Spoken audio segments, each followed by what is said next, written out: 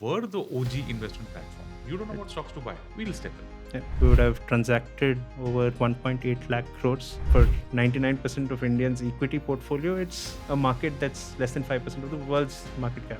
Being able to just access the US markets just opens up your portfolio to so many ideas, themes you won't find in India. Between 1/5 to 1/4 of the assets on the platform is actually users who created their own small cases and have invested into them.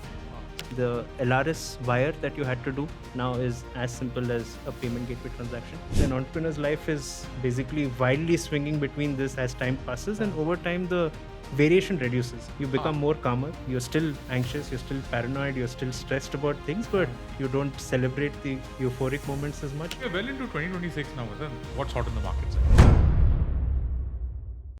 Folks, welcome to Paisa. I'm your host Anupam Gupta, and on today's episode, we are doing a deep dive into Smallcase with its founder Vasanth Kamath.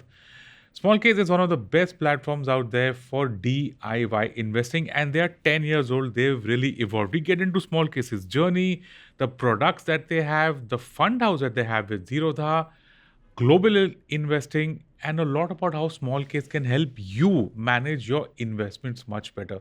A really long journey with a very interesting founder. You really want to watch this episode. Do not go anywhere. Let's start. 10 million plus customers. Yep. Have I got the number right? Now we're slowly touching across the group 20 million, but yeah. Wow. I don't think I even asked Anugrah last time back in 2018, like, boss, what is your That time customer I think it base? would have been in tens of thousands, but yeah. I'm backing from, I don't know, I'm reading like Amazon straight. How's the journey been? Just tell me about that. How is the journey been? For Smallcase, for you personally, lessons, highs, lows. Let's just start from there. No, sure. I think when we started, my co-founders, you met Anugrah. There's my other co-founder is Rohan. Yeah. All three of us were 2 years out of college. It was a very interesting time, I think, in the India startup space specifically. Obviously, it's not like now it's a glorified term, startups, etc. But we've had new ventures cropping up since the 80s, 90s in India, and even before that. But I think around 2015, 2016 was when India's startup ecosystem really started blooming for a variety of reasons. I'm not going to go into that, but I think we were incredibly privileged to basically be able to start at that point. And it was a very simple decision for all three of us that forget the idea, forget what we are trying to do. Like, is it a step up or a step down? If we're leaving our jobs, like Anugrah and Rohan used to work at international banks. Wow. So for them to basically leave that, I think even for them, the decision was simple enough to basically say, there's no downside. It's only going to be an upside. We're going to, if things don't work out, we're going to learn some things and probably be better off for it. So at that point, I think that decision wasn't too tough. But what we wanted to do was something, different. At that point, what we noticed was that our network wasn't really investing for, again, a multitude of reasons, right? But what we felt there was that, there could be a lot more newness in how you can invest. Today's brands are very different from yesterday's brands. Obviously, there are still the larger legacy brands which still have their vintage and have their brand there, but we felt a new crop of investment platforms could come up at that point in time, and probably it was very naive to think that because at that time we hadn't seen this influx, be it from a digital perspective, be it from say a product perspective. Like, I think the whole investment world's changed over the last 10 years. You'd relate to that, I'm sure. But like in one word, if I have to sum up the journey, I think it's been incredibly fulfilling. I think we've been able to create a venture, a platform that has helped millions of investors actually better design their financial futures. And for that, I think we're very grateful to be part of the journey. Yeah, man. I look at 2018, like, when I think of that era when Anugrah was here and the guests that I used to have at that point of time on Paisa, I don't know how many of them are still there today. Okay, shut down, merged, acquired, whatever. Smallcase is like, it's there. Not only is it there, it's just going strong. I mean, you were the OG investment platform, right? Before the entire mutual fund thing came up, saying that, okay, here's a DIY approach. You don't know what stocks to buy. We'll step in. It was just that simple model, and just backing it up with tech. How has that core model evolved over this decade? Because you've got funding, you've got tie-ups, your product range has increased, but the core business model, how has that evolved? And of course, question that everybody likes to ask these days, because I'm sure at some point of time you'll also IPO. Are you guys like PAT positive or anything of that sort? No, sure. I think, yeah, at that point in time, and even today, I think it's really a privilege, like I said, to survive. So touch wood to that. I hope Touch wood to small that, case indeed. Yeah, continues of for the course. next Well, if you decades survive and for more. 10 years, believe in this kind of an Right. environment, I think you're here for life. Thank you so much. But I don't think we've changed too much on the core proposition. I think it still remains the same. We've expanded on it, and mostly naturally and organically, where be it our partners or our customers want us to expand. Like a couple of things, right? Like I think the core idea was that this was back in 2015, 2016, where there were two types of investors in the market. People who used to invest into mutual funds, people who used to invest into stocks. Yeah. And the overlap between that was very minimal, as in you were either a mutual fund investor or you were a stocks investor. Very different approaches, very extreme also. And this was a thesis that has thankfully played out. But our thesis at that point was that this will start becoming a life cycle. People will start out with mutual funds. It's the best product for someone new to markets to start out with. But over time, the investor will want more decision making, will want to be more involved, will want to kind of craft their portfolios themselves. And which is where the jump from mutual funds to stocks is too large. Can we be a bridge to that? And that was the idea, in the sense that can we basically help people invest into stocks in a more healthier manner, as well as backed by research. So that's where the concept of small case, a model portfolio, kind of came in very beautifully. Again, you would know this, the concept isn't new. Model portfolios have existed for decades in India, Indeed it globally, has. etc. But the ease with which an individual investor could take exposure to a portfolio, track it as a separate line item, SIP into that, invest into that, rebalance that, wasn't easy at all. And that's where we thought we could step in. Wasn't easy at all is right, because that was a broker's job, right? True. The core broker's job. Right. That's their job. That's literally for them to help me as a customer in choosing stocks. Absolutely. I don't know, somewhere their model didn't allow it, or it didn't seem lucrative enough, because I guess for the longest time, brokers have operated on trading. The more you trade, the more they earn. It's Right. quite simple. And there's nothing wrong in that. Right. And the research was left to institutional No, or even whatever. brokers provided research. They provide research on single stocks. All brokers at that point in time also provided research on model portfolios. They do even now. Even today. But I'm saying that if I had a brokerage account from a legacy broker, Right. I wouldn't expect them to either call me or push stocks to me. Fair. Okay. Some might. Right. Most don't. If I have 10,000 a month, Yeah. am I even worth that time? Right. Do you think that you opened that? That's what it was. A UX change versus that's what a new concept, because they had the research. The investor wanted to allocate to the markets. What was missing was basically that ease of portfolio investing, tracking, and management, which we brought in. And I think that stayed true even today, where, say, now we started out with stocks, we added ETFs, I think, around 2020. We added REITs. Last year, we added mutual funds. This year, we're going to add US equities. But the core concept remains the same, that there's a whole universe of mutual funds out there still expanding. There's a whole universe of stocks out there, ETFs out there that are still expanding. But there is a certain or a large degree to which a solution or a wrapper on top of this could actually simplify investing for the user. And I think we're still doing the same thing. And that's why brokers were naturally our first port of call, because we felt that this product offering in a broker's product basket makes a lot of sense. And today that's what's happening. Every time a new to market investor comes, as in someone who doesn't know, say, which IPO to subscribe for, or say which stock to buy, etc. If you know that, sure, you're more DIY. You'll use the broker's set of offerings to kind of do that yourself. But otherwise, that's what a small case is, something that makes a lot of sense for a new to market investor, be it an ETF small case, a mutual fund small case, a stock small case. And over time, that has expanded. Like today, there are not just new to market, but experienced investors also coming for certain exposures or strategies you don't find in other formats. Nice. But then that's more of an extension. We'll see that in everything. For example, today, between 1/5 to 1/4 of the assets on the platform is actually users who created their own small cases and have invested into them. Wow. So, and that was not something we thought would happen, but I think with more AI coming in, I think that is only going to increase, where AI acts in a way as your portfolio manager for that specific exposure.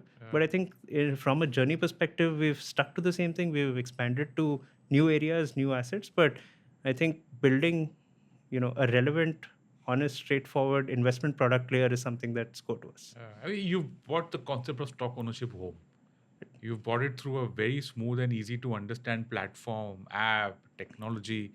At any point of time, anyone wants to run analytics on either their own small case, their own portfolio, or in fact, even import their existing portfolio onto your platform. And- It just gives them better insights. True. Yeah? And Numbers.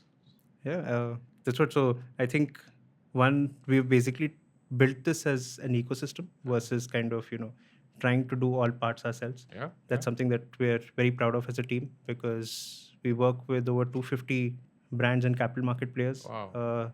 Some of the largest, most respected institutions to some of the most ambitious, fastest growing brands as well. But the idea has always been to see how we can make it a win-win-win for the investor, for our partners, as well as for the platform, where today we have 140 different research analysts, advisors who create their own 140. small cases on the Yeah. platform. For the stocks and ETFs transactions, we work with now 20 brokers. These are the top 20 brokers in the country who offer small cases to their clients. And there are over like 150 wealth partners, advisors who kind of take these products to their clients. I think we would have transacted over 1.8 lakh crores Wow. in small cases, every year being larger than. So from an Crazy. impact perspective, I think the most important metric that we track is investors' trust, whether they're seeing value in the product, and that we track is what percentage of their equity portfolio is small cases occupying.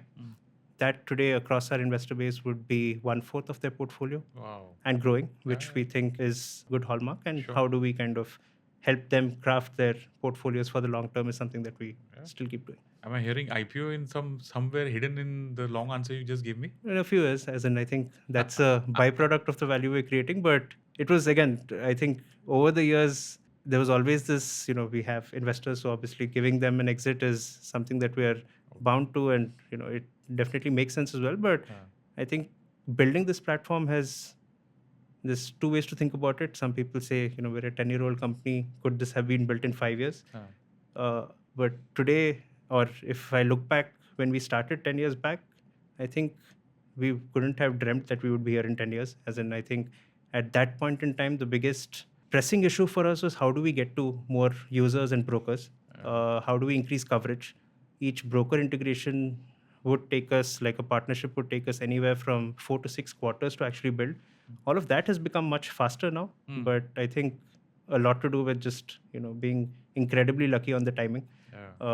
Be it from the whole participation or the explosion of investors coming in, be it how content has actually helped a lot of this. Like today, personal finance, thanks to podcasts like yours, also is not really personal. As in, people are open sharing how they've seen successes, their failures, etc. That helps a new generation of investors participate. And I think the whole government regulatory ecosystem has been very conducive to actually getting in more people, right from the onboarding to the depth of the products to the growing universe of securities you can invest in. I think we couldn't have asked for more. Very interesting. I mean, because SEBI has actually been open to these new ideas. Absolutely. I mean, you can't stop the progress of technology and products that are favorable for the user to hold. So I think they've been quite good on regulation. You even have something called a model portfolio now. Absolutely. What was called a small case then, today has now become a model portfolio. True. And that regulation just came in last year. And credit to the regulator to because it was always implicitly defined in the guidelines as to what this product offering is, etc. But I think they recognized 1.5 years back that as this product form factor, as this option kind of keeps becoming more relevant, it's better to actually draft a framework for this. And that's what kind of came into implementation from July 2025, the model portfolio framework. So now it's super clear who can offer this, how they can offer this, who can distribute this, what licenses you need. So I think that adds a new leg of credibility to the entire platform for us as well. Okay, let's just focus on the customer, right? From a customer's point of view, what's the biggest difference, right, between using small case today versus say on day one or even 5-6 years ago in startup lingo? What problem are you solving better now than you were back then? Today, I think, and this will keep evolving, but I think the biggest difference would be just the share of portfolio that you can use small cases for. As in, at that point in time, it was for, say, the top 300, 400 stocks. That was largely the universe. Yeah. And this is not something that we've done, but there are two aspects to it. Something that's happened in the market is kind of the number of liquid stocks in the market has now grown to, say, 750, 800. Yeah. Highly liquid stocks, as in at that point in time, it was restricted to the 250, 300 stocks. So the other thing that we've done is consciously kind of expanded the choice of asset classes that a customer can create a small case on or discover small cases on. So be it stocks, now I think ETFs is getting to around 1/5 of our total asset mix. REITs is becoming interesting now with the new what was announced in the budget, what SEBI is trying to do with REITs. You have mutual funds that we've recently launched because, again, a new framework called the execution-only platform framework could enable us to do it. Correct. Earlier, we had to either be a distributor or an advisor, but as a platform, we were neither. But now an execution-only platform framework came in from last year, which enables us to offer mutual funds in this structure. I think late last year, IFSCA, IFSCA, the GIFT City regulator, came up with a new framework to regulate how Indians can invest overseas via LRS. That's a game changer. I think we just launched that last week, and helping the investor have a global portfolio kind of helps. So I think that's the biggest change. Today, you can honestly create a much larger portfolio with small cases than you could do 5-6 years back. I think the other smaller aspects, those are more features, be it in, say, adding SIPs to the platform, so that people were using it to buy, hold, and opportunistically invest more. Now there's an overwhelming shift in terms of buy, hold, and SIP versus just opportunistically doubling down whenever they felt the time was right. We are introducing a lot of AI features now. So right from how your overall allocation looks like on the product to how you can create small cases and kind of manage them yourself using AI, I think would be interesting as well. But how has this translated in terms of investor behavior, right? Because you've been around for 10 years, you've obviously seen how investors have behaved in that entire period. What's your general feel? Has anything shifted? Has anything changed in the way retail investors invest in equities, right? We have that SIP number that keeps on coming, and that's been spectacular. That's one thing. Yesterday, I just saw that equity inflows are gold equity inflows have crossed equity gold inflows have crossed equity inflows for the month of Jan. Yeah. For the month of Jan, obviously, right. Not in totality, but for that 1 month, it's crossed. And someone put out a nice chart of that, going. Yeah, I saw that too. What so I'm just wondering that has something changed for the investors, or are we just the same momentum chasers and buying when prices have already gone up and getting out of an asset when returns aren't doing well? What do you think? So those would be the headline numbers, Anupam, I think, and. Earlier, we used to see that as, say, a trend or a fad that maybe does not make sense from a long-term portfolio creation allocation perspective. But I think to give its credit, these trends and fads actually help long-term in, the whole financialization of savings theme, right? Because most new investors, and that will be true for you, for me as well, get onto the bandwagon of investing because of something that you're chasing. And it's virtually impossible to expect a new investor coming in to have a thoughtful process to asset allocation or portfolio creation. They will come in for one asset class that I think in 21-22 would be small mid caps. Today might be gold and silver. And for some point, I think many people entered thanks to, say, how crypto was doing, etc. But I think what helps in all of this is because of how the regulator has basically constructed this, that everything sits in your demat account, which is, again, very different from how it works globally, that everything sits with you. I think the same account, your investment account, can be used for almost all asset classes now. Correct. So even if you're coming in for a certain exposure today, if you're coming in for a gold ETF today, tomorrow with the same account, you can invest into a small case, you can invest into a mutual fund, you can invest into, a portfolio of ETFs, you can invest into an index fund, you can do all of that with the same account. So I think in the long term, it definitely helps. From an investor behavior perspective, I think it's been a drastic shift in many ways. And I'm not talking about the new to market investors. Obviously, they are also very different from the new to market investors we would have seen in say 2017, 18. Here they're a lot more educated on day one, a lot more informed. So hence their approach to equities is not just to look at from a short-term perspective. Obviously. They're looking at it from a very deliberate long-term strategy, and it's also to do with how India as a country is. Like today, the median average age is sub 30. It will remain the same for the next decade, which means way longer investment horizons, very high risk tolerances, and which is where it's a perfect mix of everything coming together for all of us market participants. But the investor, otherwise also who's been in the markets, I think they've become a lot more discerning, and it's required in the sense how they want to understand what the management style of a manager is, versus earlier they would just look at say past returns. Now they look at the criteria, they look at how the depth of the thought process. They look for that. They fees is obviously something that people look at. I think that sometimes there's an unhealthy obsession with fees as well, but still I think it's a good trend generally because people are just more aware of their choices. People are thoughtful about how they allocate across asset classes.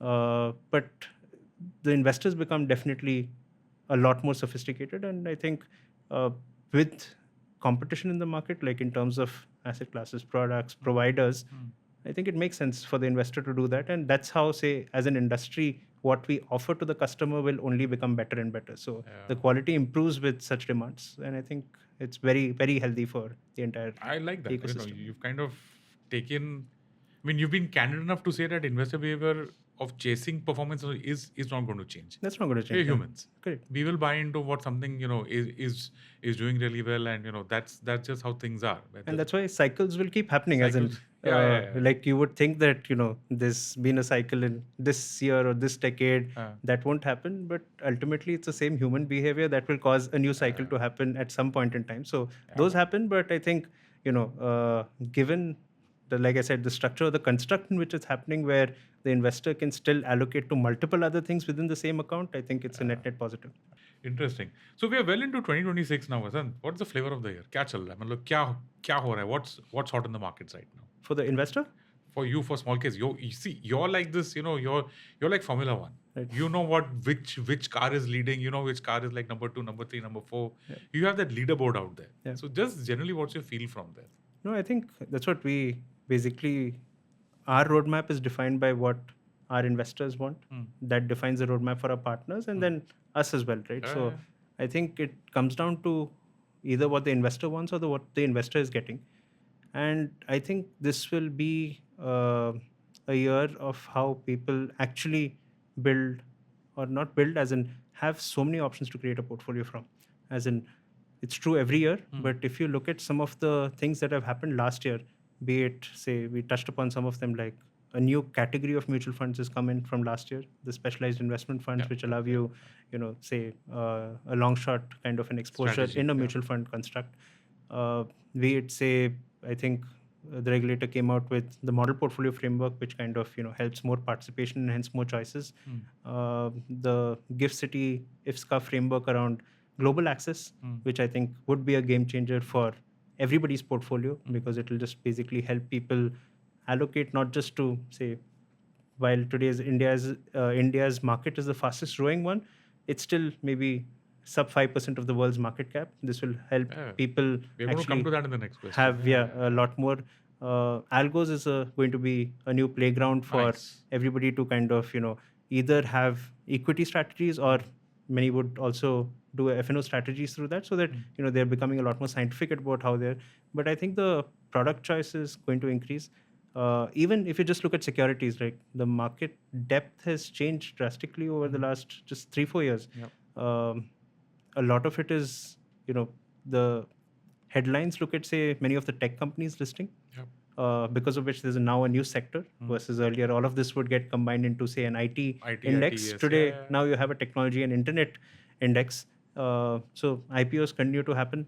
The SME markets, people graduating from there to the main board. So I think just the universe of securities that you can create your portfolio with I think the momentum is at its highest right now in 2026. So I think it's a big responsibility for the investor to how they are going to think about portfolio allocations.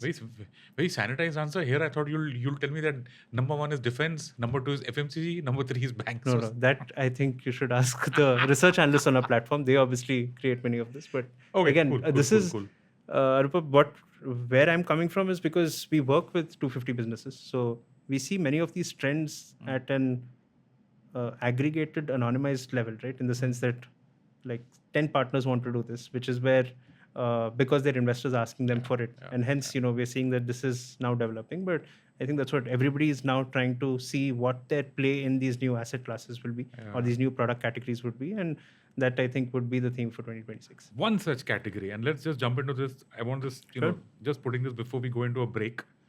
Global investing, right? And you guys, Straight Street Global Advisors, you've got a partnership with that. I'm sure that's added. Just your thoughts on this entire construct now, what's happening there, why it makes sense for us, for Indians to do that. How are you guys helping people? Let's just go into that. And has the State Street tie-up helped a lot for you guys? No, absolutely. I think, this has been something on not just our roadmap, but a large part of the industry's roadmap for quite some time, right? Like the feeder funds helped, as in you had India funds that took exposure to, say, foreign stocks, foreign ETFs underlying. But I think for the last 6 to 7 years, we've continued to keep hitting that RBI limit of 7 billion as an industry. And that's kind of, today, while the ETFs still trade on the exchange, they're mispriced compared to what the underlying is because of the demand. If you look at the numbers going out through LRS, that's been increasing consistently on a monthly, quarterly basis for the last 3-4 years. And there is, a framework. The liberalized remittance scheme allows Indian investors to invest to a certain cap. It's a good enough cap for most of the investor populace, where it's USD 250,000 per year. The way the rupee is going, it'll probably be about 25 lakhs. 2.5 CR. Oh, sorry. Per year. Mr. Zero again out there. These days it's very difficult to keep track. So close 2.5 crores is pretty good. Per year. So you can that Build limit up. gets kind of reset in Every April year. on April 1st every year. So I think that's a good enough limit for people to invest. I think with the Gift City framework coming in, it lends a lot of comfort to Indian investors to participate, because we've tried this earlier. Like, in all honesty, we wanted to do this in 2023, but for a variety of reasons, we decided maybe right now is not the time to kind of unlock this. And be it the integration experience today versus then, or say be it the investor workflow or their experience today versus say just 3 years back, it's so seamless. I think there's a degree of regulation protection for the investor also when they do it via Gift City. Sure. And that's what we've launched. I think why an investor should look at it, one of the reasons that usually people talk about is say, you're investing in dollars and dollars will keep appreciating. I don't know how that will happen over this year, considering the rupees come appreciated now over the last, say, 1 month. At the core was the statistics that you just gave, right? That in India is just 5%. Absolutely. You should be in the 95%. True. That's what, if you're creating an equity portfolio and, say, and this is true for 99% of Indians' equity portfolio, it's in, say, a market that's less than 5% of the world's market cap. So in being able to just access for just one exchange with the US markets, I think just opens up your portfolio to so many ideas, themes, exposures that you won't find in India. I'll give you examples. Like, it's not just US stocks. Like, US stocks in itself, I think there are so many themes, be it, all the deep tech layers, be it AI, be it space, be it biotech. You have some of that in India, but not at, say, either the scale or the reach that, say, the companies listed on the markets in the US have. You have, say, a whole lot of commodities, for example, that you don't have in India yet. You have, say, global ETFs, country ETFs. And to add to that, certain layers, like, I don't know if you've seen this, I was very surprised when I opened my account last week, was, there are leveraged ETFs for virtually every asset.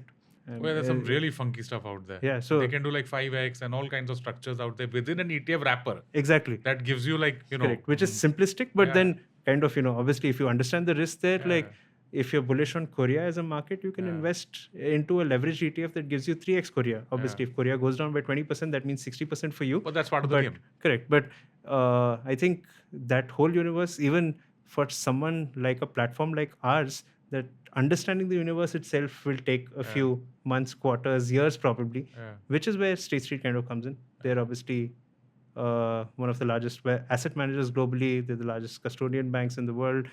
They were the inventors of the ETF. Even before Vanguard. Correct. The ETF structure Back was in the invented by 70s. them. That's right. So I think that thought leadership that they have, the knowledge base that they have, would be incredibly useful for us to kind of provide, US equities or global equities to the Indian investor in a much better manner.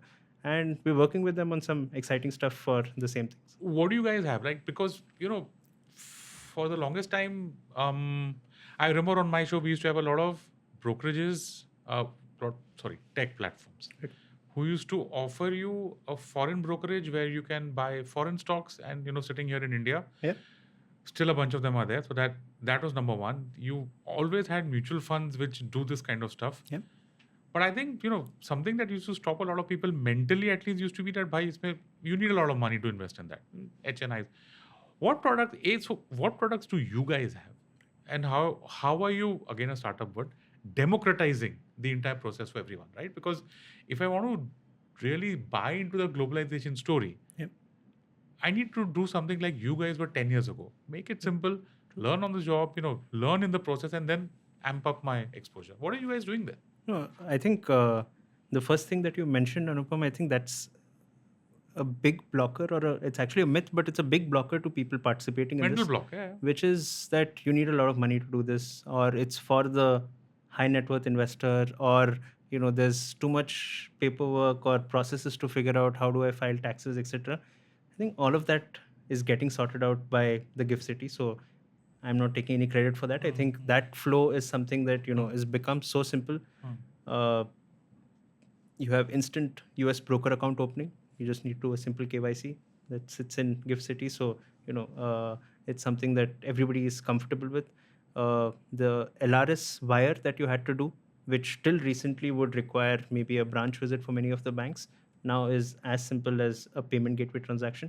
You basically look at the exchange rate that your bank is offering you, accept that, and an OTP, your money will go That's in how a smooth it's matter of become. 24 hours to... Ek zamane mein to it used to be like a really laborious process. True. That's what the new framework is allowed for. Nice. And I think, be it say in terms of your holding statements, be it in terms of taxation, I think we'll do a bunch of work on how to simplify it. How do we integrate with different tax portals to basically, help you file these taxes with these. But that's just the access part. Yeah. I think beyond that, today what we are offering is basically similar to what most platforms offer, which is fractional investing. So you don't need a lot of money to start. You can start as low as $1 for any stock or ETF. And you can keep increasing as you get more comfortable with it, or your confidence in the product increases. To add to that, now I think with our ticker tape product, we've launched US equities on ticker tape, where we provide a lot of information analysis tools for the Indian markets across stocks, ETFs, mutual funds. Yeah. The same thing is that what we're going to offer for the US markets, because today, I don't know if it's changed, but at least say a few months back, for me to find out the market cap for a US also required me to go to different platforms and find it. Like Yahoo Finance is still maybe... I was going to just say that. Yeah, but still there also it's hidden behind layers. But I think having the right set of information, the right set of screening tools for the US markets itself is going to be a big changer. And that's something that we're working on. And then I think in a couple of months, you can expect small cases on US equities to come in. And I think that's going to be really needle moving for the investor, because once you get over this access problem of how to do it, what to buy, how do you size your portfolio, how do you kind of allocate is going to be the next thing. And there it's very overwhelming just because of the product universe. As in, sure, you can, most people say we are all consumers of these global brands and hence you should invest in them, but does not necessarily translate that just because you use the product, you have to invest in them, or that's a good investment for you. So I think that curation layer where you have a professional manager, be it the Indian managers. We'll onboard a set of US managers also to kind of do this, and that giving you global exposures, some of these interesting themes, some of the long-term shifts that are happening, how to play commodities. I think that's going to be a big aspect of how investors will access the US markets through small cases. What do you have right now? You have like a bunch of ETFs. You have a bunch of. You have like a 7,000 plus universe of stocks and ETFs that you can buy using fractional investing. So be it all these commodities that I mentioned, you can directly buy them. You have the leverage products. You have, say, all of them are there on Smallcase. All of them are there on ticker tape today. And you can build your Smallcase through that. That's something that we're launching in the next couple of months, where you can then build your small case, or you get professionally curated small cases that you can just discover and Any invest State Street ETFs there? Yeah, as in today, the entire universe is available. What we want to do with State Street is also have them create their own small cases, because they do that as a business, obviously, for their global audience, and to expose that to the Indian investor, I think would be very helpful. They've been launching a bunch of interesting products recently, like I know, say, Anugrah came to your show like 7-8 years back to talk about a certain product called the all-weather investing product. That's an Indian equity, debt, and fixed income strategy. Still one of the most popular small cases on the platform. Most new investors actually pick that because you get a great way to diversify. I think that philosophy actually had come from what Ray Dalio used to do at Bridgewater, the all-weather, and State Street has, for example, partnered with them to launch an all-weather ETF. Where the underlying is equities of the US markets, debt, gold. But the equity universe is much larger there because you're playing, the entire world versus just, say, in our case, it would just be India. So that's an ETF in itself. You have like a private credit ETF, you have unlisted ETFs. Private credit ETF? Like State Street launched that with Apollo recently. So the level of... Look at that. State Street and Apollo, of all the people. The guys who really know private credit. Absolutely. Wow. And that's there for me to invest? Today, yes. At whatever price. I mean, in whatever quantity. Sorry, like Absolutely. $10, $100, $1,000. That's right. $1 as well. That's a very, that's a wide variety of choice that I'm assuming will only go on becoming bigger and bigger. That's true. Yeah. So, it's interesting because you're doing the same thing that you did 10 years ago for Indian equities. Exactly. You have this massive landscape. You don't know what to do with that. Right. And here again, the same thing. For this massive landscape, different types of assets, and you want someone to guide you there. Absolutely. Yeah. And that's what we're doing for each asset class. That's, I think, the roadmap for us on the small case side, at least. Something to look forward to. Folks, we're going to take a small break out here. On the other side, we're going to talk about the Zerodha tab, Zerodha Fund House, the joint venture of Smallcase and Zerodha, and much more. Do not go anywhere. We will be right back. Did you know Indians report nearly 800 cases of online financial fraud every day, which has resulted in losses exceeding 1,000 crores in the last 5 years? To keep you safe from such fraud, I am starting my newest podcast series, Conversation with Vigilante, an initiative by HDFC Bank. In every episode, I will feature special guests who can share expert insights on the different types of fraud, their modus operandi, and how you can protect your money. Stay safe, stay vigilant, and don't forget to tune into Conversation with Vigilante. Catch the episodes on all audio streaming platforms and V for Vigilante YouTube channel. And welcome back. Okay, Vasanth, this major milestone, the joint venture with Zerodha to create Zerodha Fund House. Tell us about that. How did that partnership come together? Was it like a very Bangalore story? You guys having Bene Dosa, Damangari Dosa, and a Darshini, and hey Nitin, hey Vasanth, let's do it. Something like that? Or? Not as dramatic, but... I thought that's ordinary, but... I think our relationship with Zerodha starts from day one, as in... Very similar back. I mean, same... They were this, broking house, and you guys were this... Yeah, go on, please. Sorry. No, but 2015 is when we met Nitin. At that time, I think Zerodha was probably somewhere between 10 to 50,000 users. Today, it's obviously crossed a crore and more, but I think he got the idea of what we're trying to do at Smallcase first, right? Maybe it's also how I articulated it to different other brokers, but I think he understood that what we're trying to do is a behavior shift. It's a user experience shift versus, say, trying to completely bring something very imaginative into the market. And we've had a very strong relationship since then. And the whole concept of eventually becoming an asset manager, offering your own products, was something that was always there in our roadmap. Because what if you see what we did with small cases was basically fit in this nice niche between mutual funds and stocks. Say what we're doing with US equities is also similar, right? Like there's a bunch of active passive managed ETFs there, there's stocks there, but there's there a niche that will grow over time that you can offer small cases in. Similarly, we felt passive products, specifically index funds and ETFs, was something that uh, required more space in the investor's portfolio. You're talking about all this back in 2015. 2018, Whatever. 19, 20. Pre-lockdown, I'm saying. Pre-lockdown, yes. Wow, Because imagine that. we had launched ETFs on our platform, I think, in 2018, 2019.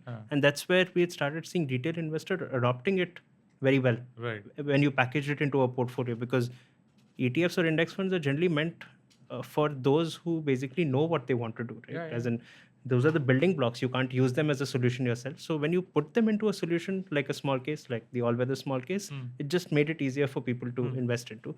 And we felt that product menu hadn't really developed. There's a lot of business reasons for that, as in low commission product, nobody's going to push it, or what? More than that, I think it's how AMCs or asset managers who create this How you're are manufacturing it. correct, as in what their business model looks like. As in, you can't take passive products, be it index funds or ETFs, through the same channels that you take actively managed products. You can't push those products. You have to kind of build the right set of products, show it to the right set of people, present it to them, and hope that that fit happens. If it doesn't happen today, it'll happen in 3 years. Like how, say, finally we're seeing silver ETFs actually, or gold ETFs actually make its place in the investor's portfolio. But I think you have to play the super long game there. Your cost structure, because of what you charge on that, is very different. So you can't kind of you'll have a very different margin or a PNL if you're doing too many passive products in an existing setup. So for those reasons, we felt that the timing was ripe around 2020. And timing is something that you can get horribly wrong. I think, say, at least in India, the pioneers in the space were Benchmark.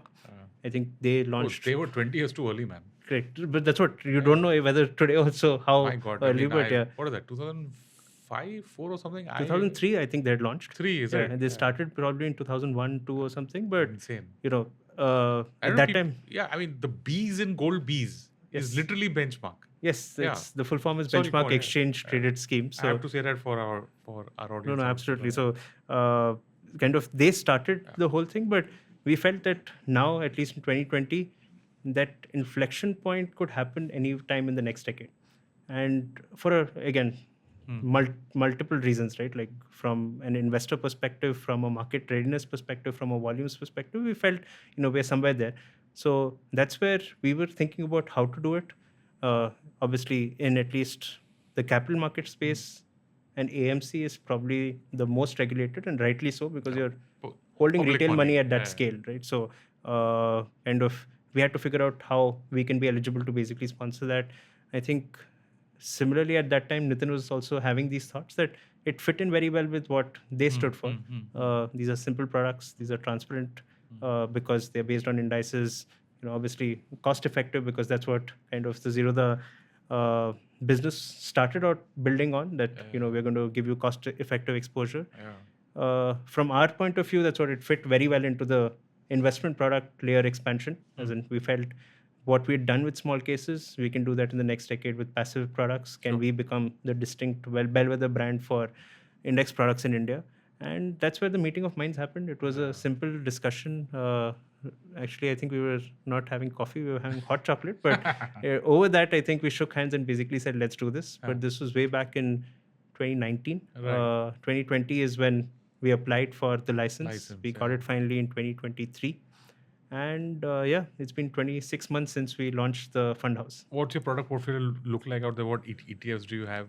So today, it's mostly all the core building blocks that we've started out with. I think around 18 products is what we have. 17, 18 products is what we have. That covers what? Equity? Equity, gold, whatever we could launch, because the core building blocks is basically launch it, all exposures that you can for the retail investor to pick from. So we have 8 ETFs. I think we have another 5 index funds. And a few fund of funds. Like, for example, we have the passive multi-asset fund of fund. So it basically invests into equity, debt, gold. In equity, we've taken top 250 stocks Right. versus say, just the 50 stocks as the benchmark there.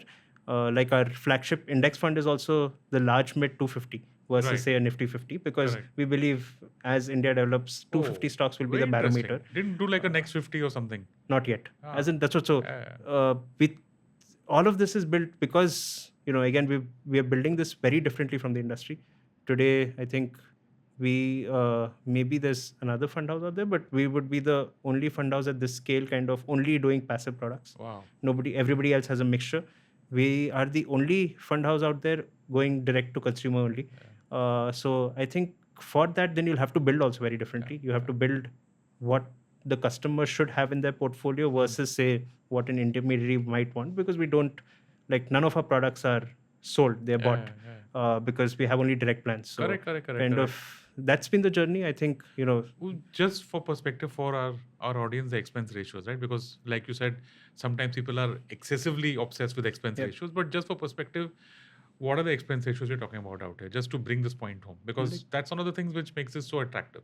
No, true. I think for a vast majority of products, it would be between the 15 to 20 basis points range for us. Wow, 15 to 20 bips, that's it. That's it. It's like 0.15 and 0.20%. That's just right. for our audience Yes. that doesn't get Sorry, bips. yes. 0.15 and 0.2%. Between 0.15 to 0.2%. For example, say we would have the cheapest gold and silver ETFs in the market at 0.32%, including GST, etc. But we would have the cheapest in the market. So the strategy is not to basically be the cheapest. The strategy is to provide, a cost-effective exposure to all of this, where, it makes sense kind of to be the cheapest, we'll be that. Otherwise, whatever the product demands or whatever the investor wants, I think we'll keep adhering to that.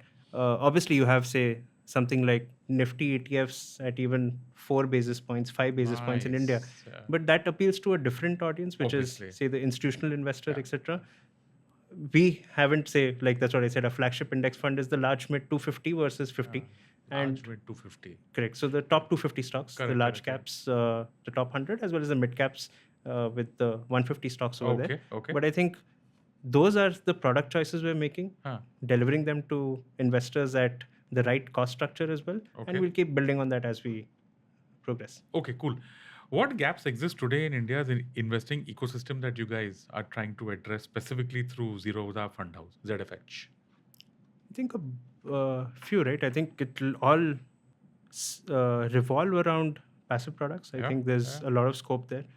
For example, say this is one of the products that we've been intending to launch for close to 18 months. I think we even applied to the regulator for that, which is a target date based fund. That's an FMP of the old times, right? I mean, a target date maturity fund in debt, I'm assuming. That's what, cross asset class. So the idea is that, and this is like a very huge category globally. Like there might be over 3.5 to 4 trillion dollars in this category. Target dates, no? Target dates, yeah. And why we want to launch it is because, people talk about goal-based investing, etc. This is a solution for goal-based investing, where, you have, say, a target date 2040. Any goal that you have in 2040, you can just SIP or lump sum into this product, so that in 2040 there's a glide path. In the sense, today it's more, very simplistically putting, it's more equity. What target date is. Okay. There's less debt. Over time, it basically goes to full debt in 2040, so that you have the best risk-adjusted return over that 14-year period from today. So you're saying a 13-year product. Yeah. I enter into it now, and I actually build the position that I want to have at the exit date.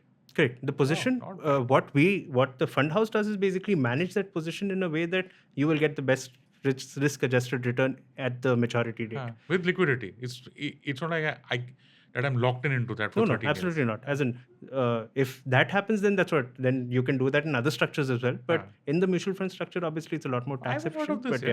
Very interesting. So it doesn't exist in India, but that's something that we want to do. I think SEBI also proposed this in a recent classification that they put last year, saying that, we want target date funds. They call it life cycle funds.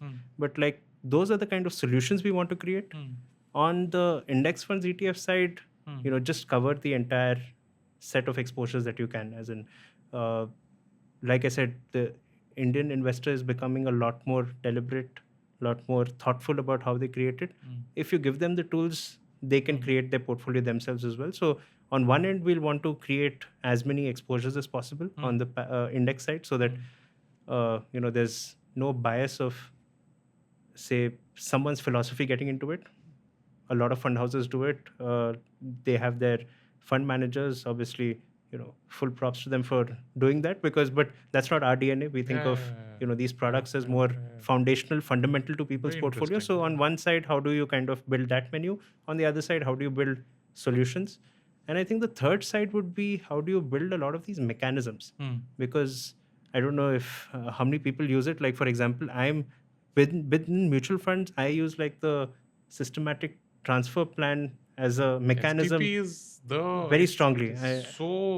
It's efficient, it's easy, it helps me through a lot of problems. True. And that's what I don't know how popular that is, because there are certain places you get it, there are certain places you don't get it. But with those mechanisms, and there are many of these, not just the STP, there are so many other mechanisms that are available to a fund house to create. Like, for example, recently we launched the 24/7 withdrawal for our overnight fund. Now, with an overnight fund, you get something more than the repo rate, so something more than what you get in a savings account. With 24/7 withdrawal, it's capped today to up to, say, 90% of what 50,000 every day. But the way you then approach the product as an investor changes. So with these mechanisms, we seek to do that, in the sense, how do you kind of not just think about these as long-term investing products with debt, with some of these solutions. It need not just be from, just creating a long-term portfolio for a certain promised date. Use it for liquidity. You can use it for liquidity. You can use it for a lot more purposes. You can be more smart about when you allocate, how you allocate. So the mechanism layer is going to be the third set of differentiation for us.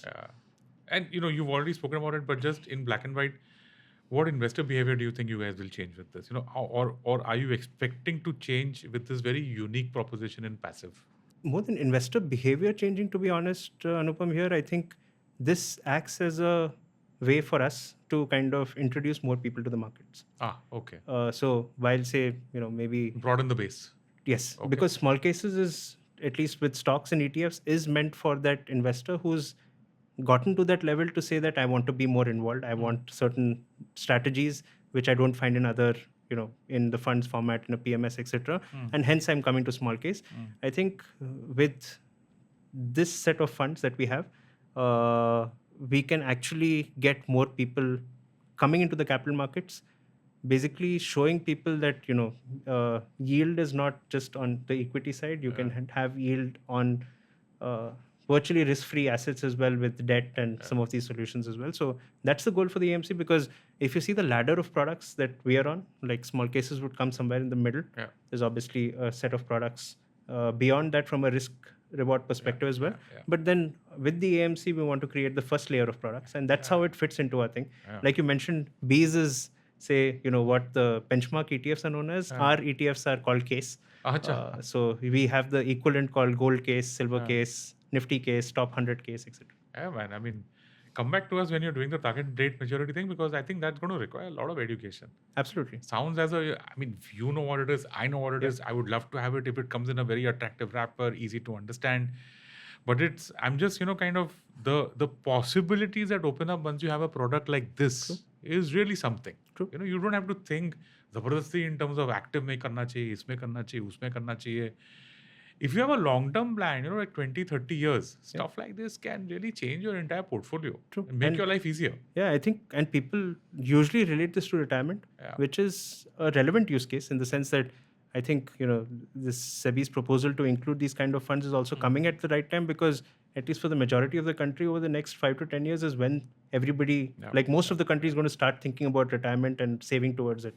But this can be used for any goal, right? As in, you have, say, any personal goal that you have in 2040, you can just invest into this. You have, children's education that you want to do. So that basically opens up a lot of use cases for money to come into the mutual fund format. So that's how we think about the fund house strategy going ahead. The same need is being satisfied today in other products.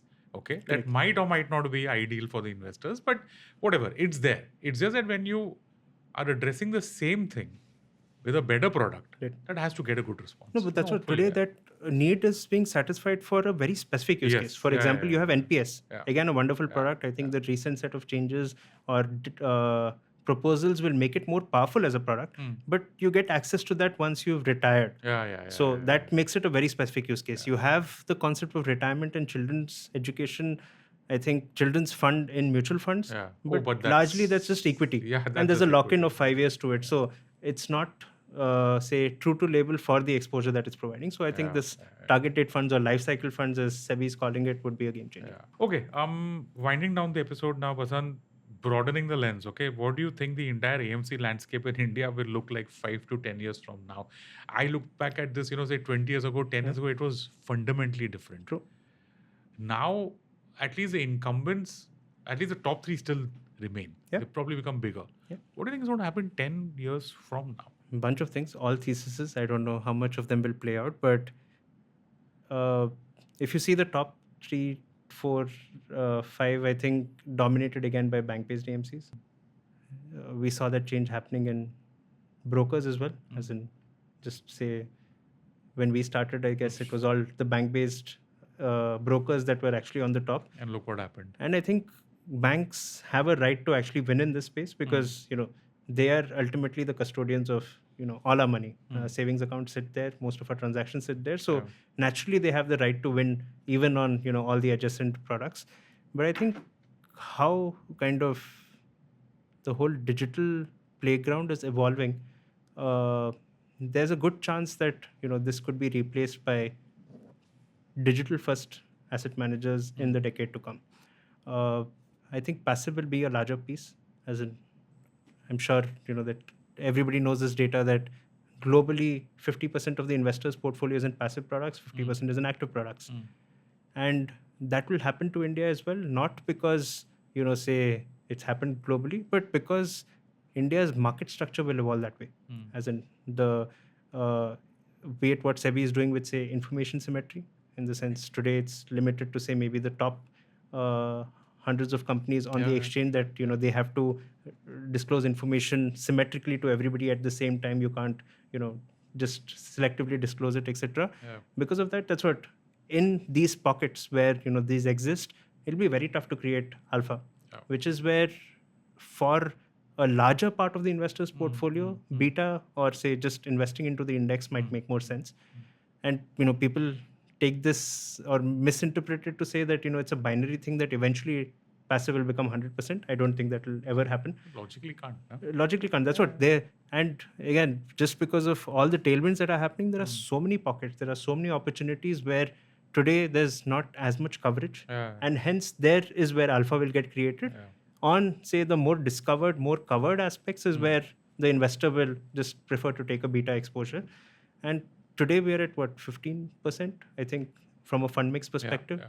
When we applied for the AMC license, we were at 2-3%. Wow, 2-3% of the fund to mix 15% is ETFs. Is in passive. Passives, It's passive. 2 Today to 15%. the largest fund in India is a passive fund.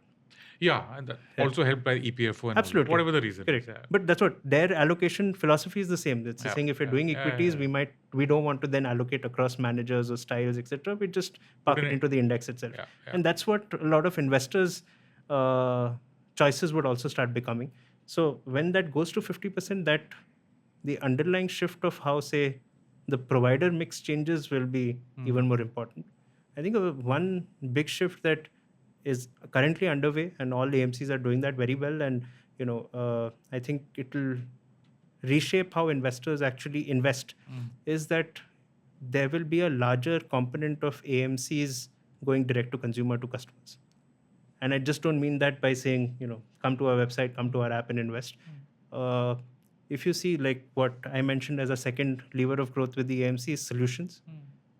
A solution like, say, a target date-based fund removes the, say, requirement of an advisor for that requirement. It makes the job easier for an advisor for you to basically say, oh, you want to save something for 2045, this is the fund, just invest into it. Somebody else is taking care of the management. I'm not taking care of it. Whereas today, advisors do that job as well, in addition to handling the entire portfolio. So I think in the next 5 to 10 years, the product menu will become more of a solutions menu for AMCs, by which someone can actually, with one AMC itself, manage their entire portfolio if they have to. So you'll have, say, the boutique fund managers, Very which we're seeing a interesting. lot of people do. And then there will be more platforms, which is where, say, it's an asset manager versus just a fund manager. A fund manager will deal in one or two styles, but an asset manager will have the entire set of products, solutions that an investor can come build their entire portfolio with, and they serve them directly as they have to. That's very interesting. I would, yeah, I mean, I see that maybe as a 10-year thing, not a 5-year thing. I mean, I just feel that AMCs are like banks. It's not their job to get the tech right.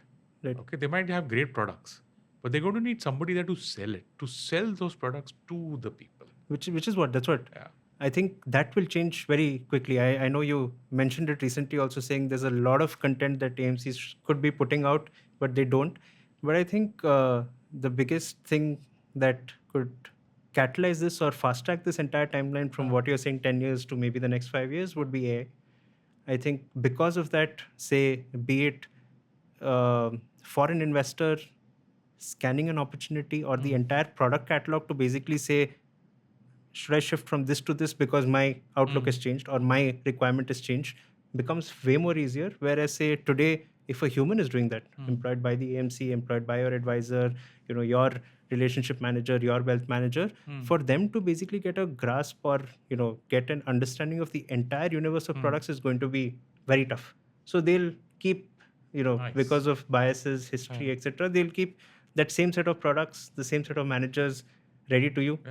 It might change with the cycle, but then when, say, something which is unbiased, which is more objective, which is more information rich, like AI comes into this entire picture, I think they will be a lot more direct in, the behavioral alpha piece that can actually come out of I this. think history shows that you're more right than I am on this. I'm just a podcast, so you're the guy who gets this better than me. Yeah, I mean, I would be really interested in seeing how that happens. No, If- like I if said, it- these are if it- theses. So No, if it happens, it's great for the customer. True. You would want that. I would want that. So there's it's True. a There's no-brainer. vested interest in me because that's the asset manager that we are also trying to build. So Yeah, I mean, ultimately the interests have to align. I mean, vested interests can only take you this far. But no, I mean, like, if the customer doesn't benefit, I can then- influence this outcome because we're building the same thing here. But yeah. No, I know you're building the same thing, so come back to us after a year. Maybe we'll, sure.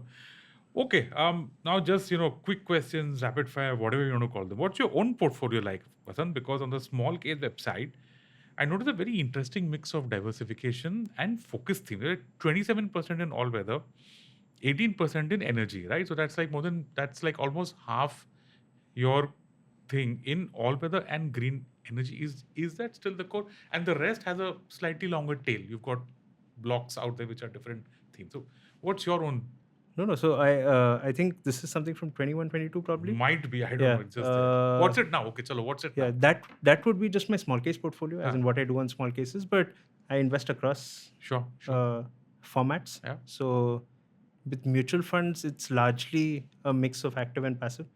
Obviously, this is something that we do as a fund house. We also create our own small cases with windmill capital as well. But there, the idea is to put out products that we would invest into ourselves. So even within mutual funds, there's a mix of passives that we've launched ourselves, and actives where I strongly relate to what the fund managers' view is, how they're thinking about things, and I park it there. Use it also for a lot of the cash debt management because with the STP mechanism, I think it becomes beautiful to actually do that. Within small cases, it's very largely equity and a mix of own custom created small cases as well as professional ones. So professional ones is, for example, where I have a green energy. There's a small case creator, a manager on a platform who specializes in micro caps in the small cap universe. Like his thinking about how he does it. He's called Lotus Dew. So subscribe to that philosophy. There are certain sectors, themes that you don't have indices for yet, which I take exposure through small cases. The ones that I've created are either full ETFs in the sense that my version of, for example, an all weather, where say while all weather is designed for a more a larger audience, I would have my personal opinion there saying that I think maybe gold's run up, and hence say I'll decrease my allocation to gold in that variant of all weather. Obviously, I have a own small case of all our partners that we're working with. Many of them are listed, getting listed now. So just SIPing into the growth of our partners, considering that that helps. So yeah, it's a mix of all of this, but largely equity. But now from last week onwards, they've started doing global investing as well. Like I said, it's a new universe altogether. So percentage wise, if I were just to get domestic equity, foreign equity, debt, gold, what would that look like for you? So again, this is something that I recently understood, because today, even if you try to do it on your own, like a multi-asset fund would have equity, debt, and gold. Correct. Which would today, Correct.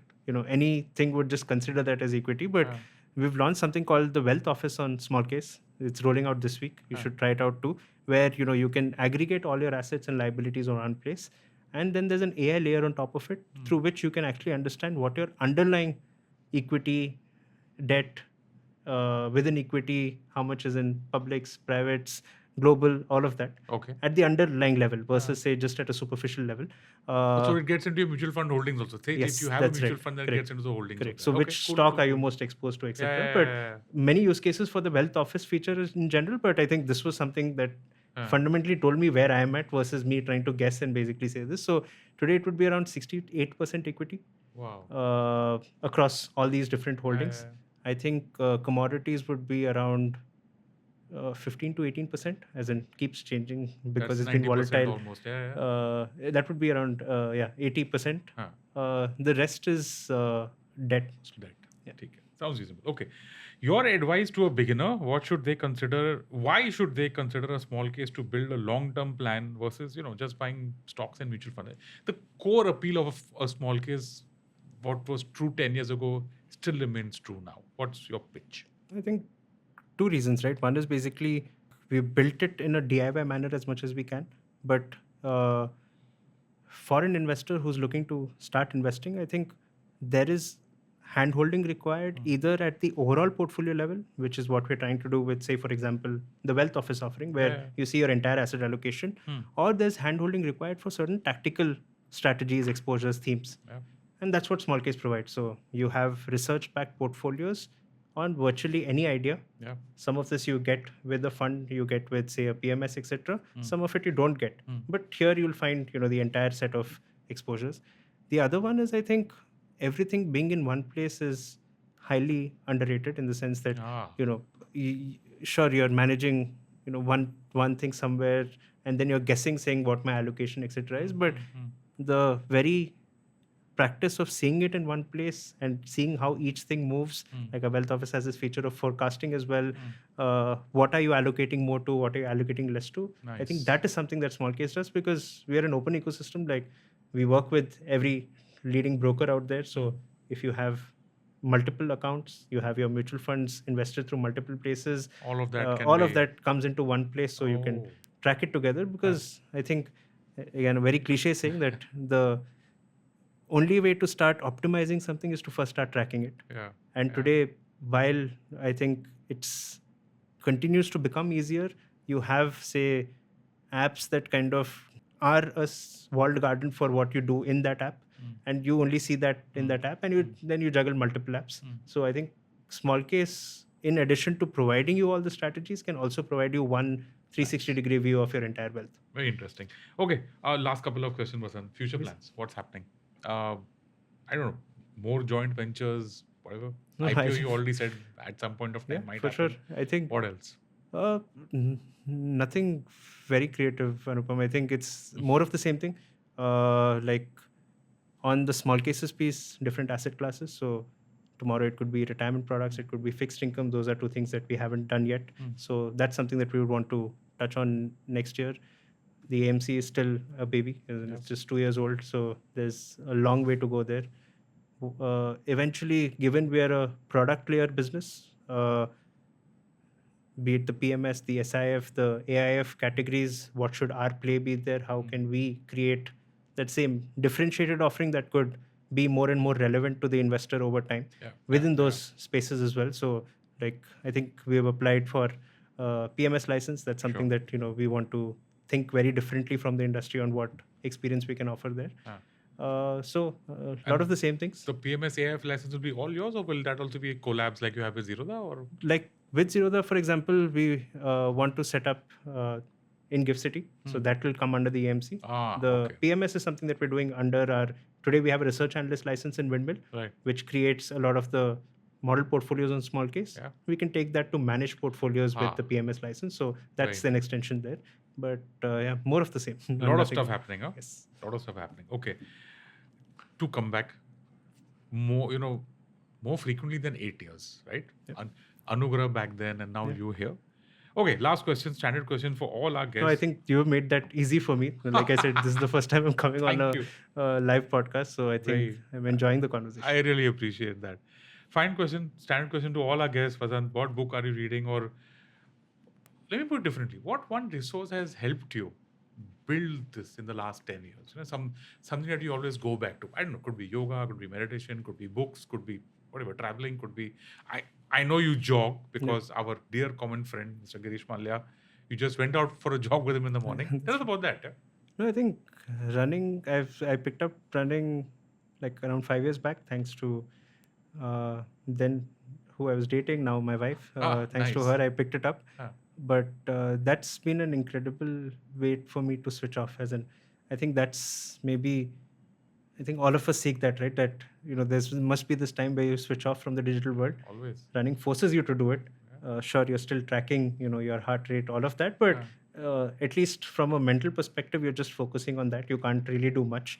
You're running on the treadmill, you're watching something, but I prefer running outdoors and, just being cut off from all the noise, and it makes it easier to go back to it as well. But I think a resource that would have helped me and has helped me, I think, has been books, mostly non-fiction. Like I would just generalize or abstract that out, saying, since you asked me, the current book that I'm reading is 1929. Oh, the book about Andrew Ross-Sorkin. Of course, yes. The book about depression. 500 pages or what? Yeah, as in it was short book. I think I should. Short book. Yeah, it's not too as in the. Oh, is it? Yeah, it's about this much. Okay. I think his previous book was slightly bigger. Anyway, yeah. But strong believer that's what I don't think history repeats itself, but it rhymes. So it's interesting to keep reading back on history because, like we discussed earlier, like human behavior doesn't change. So it just shows you how human behavior and was in a different era, and you can then correlate it to what's happening today and what that led to at that point, and those learnings is something that you can take in today. So like one of my favorite books that I probably read once a year is The Hard Thing About Hard Things by Ben Horowitz. Like it's about an entrepreneur's journey of building their business, and each time I read it, it's a different meaning, as in depending on the stage of where I am. So like non-fiction a lot, like things about what's happening in our business. So very interesting a lot choice. of history. Exactly. One is like history because 1929 by Andrew Ross-Sorkin is, I think, it's been talked about a lot. I'm sure it's a great book also. True. And The Hard Thing About Hard Things is again a classic. I mean, that's classic as in more recent times. But I think it puts a lot of things in perspective really well. And still relevant, as in that's what today also for... I don't think it's that old a book. Yeah, it might be a 10-year book. Yeah, that's what I'm saying. Yeah. And it's about his time, maybe 20, 25 years back, but still relevant today because the things he talks about is now today more people are opening about it, and that's good for all of us entrepreneurs that you can get to see how other people go through this. But that's what, like, I was just meeting a founder yesterday, and he was telling me that there's some sort of undiagnosed anxiety, stress all the time.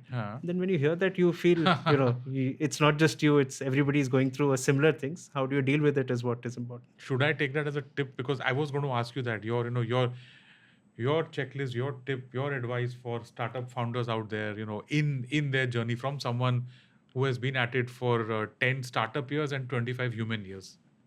Again, this is from my 10 years learning. But one is, I think, I've realized this more and more over time, but I think everything that we see around us has been created by people.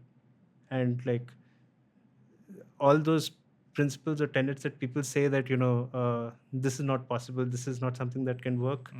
Like everything we see around us has been a violation in that narrative itself because they've been created by people. So nothing's impossible. Everything can be done as long as you get, you have the right approach to it and you have the right people around you.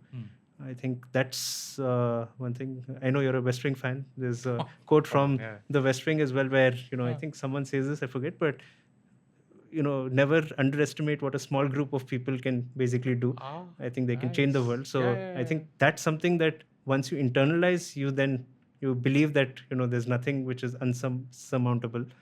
Uh, Outside that, I think there are always these periods in an entrepreneur's life. Again, a fellow entrepreneur had shared this graph where there's time on the x-axis and on the y-axis, like the positives were all the euphoria at Yeah, the yeah, extreme, yeah. and then there was terror or horror at the bottom, right? Yeah. And an entrepreneur's life is basically wildly swinging between this as time passes, and over time the variation reduces. You become more calmer. You're still anxious, you're still paranoid, you're still stressed about things, but you're just way more calm. Like you don't celebrate the euphoric moments as much. You're not scared of the horrific Nice. moments as much. Yeah. But I think the faster kind of, you can get to that minimum range, I think it helps because then you can build more calmly, you can think more freely, and you can actually deliver what the customer wants. And you can speak of that from your own personal experience. Absolutely. As Having in, gone I through think that. it would have taken me maybe 7-8 years to get to that point. But once you get there, then things are in perspective a lot more easy. Wonderful. If you're a startup founder out there, or if in fact, even if you're a student or anything out there, all those three things are something that would be very useful to you. On that note, that is a wrap on this episode of Paisa Vaisa. My guest, Vasanth Kamath, founder and CEO of Smallcase. Vasanth, thank you for coming from Bangalore for this. Thank you for spending time. I'm really thrilled that this was, as you said, the first live podcast you've done. Yeah. Keep coming back. We would love to have you more on the show. Or Anugrah, we just send them over because I really like this kind of stuff that you guys are doing at Smallcase. Thank you so much for doing this for our audience. Well, thank you so much, Anupam. Very grateful for you to invite us again onto your show. And I must say, you made it very easy for me to keep coming back to this. So thank you. Thank you so much for being kind. Nice of you to say that. Thank you so much. Thank you, folks.